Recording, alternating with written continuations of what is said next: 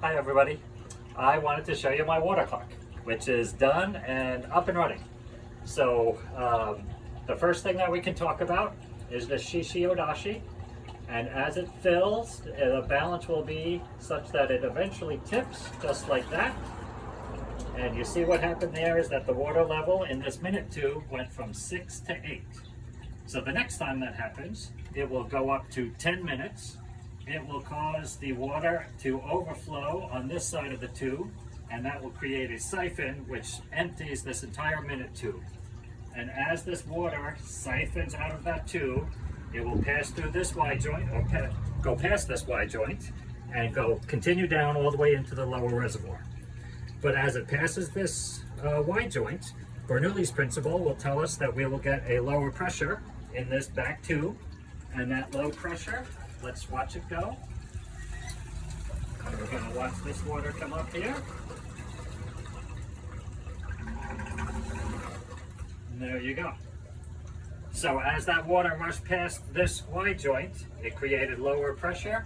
That pressure hit us here, and it pulled all the water from this 10-minute tube from this 10-minute reservoir into this 10-minute tube. So the clock currently reads 7 o'clock plus 40 minutes plus 0 minutes. So it's 7:40 on this clock. Now, as the clock continues to run, this level will go from 40 to 50. And when it goes from 50 to 60, this one will overflow.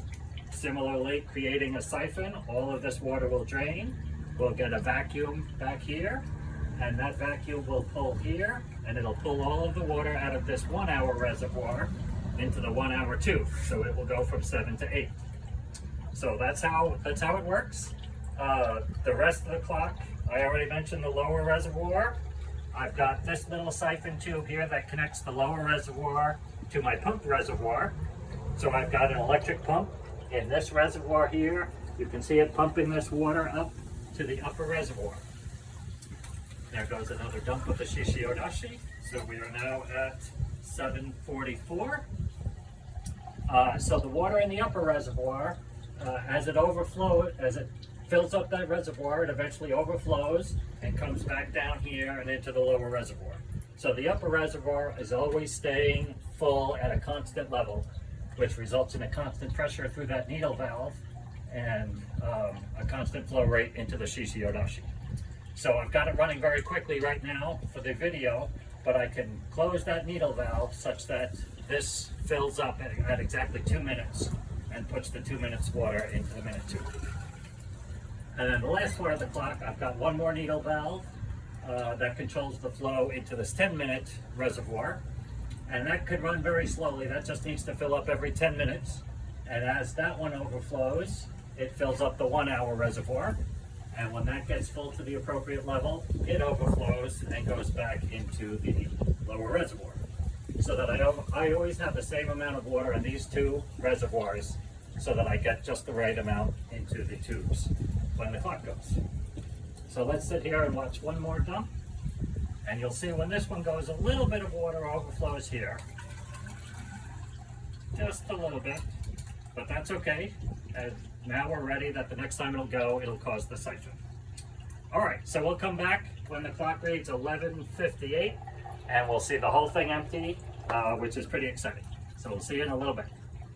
Okay, hi everyone. We are back, and we are at 11:58 and ready for the whole clock to empty and switch over to 12 o'clock. You see the Shishi-Odashi filling up top. We are just about ready to go.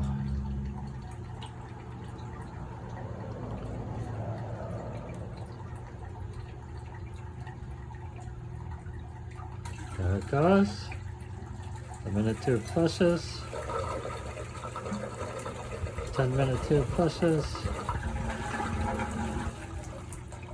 And there goes the hour tube all the way down to 12 o'clock. There we go.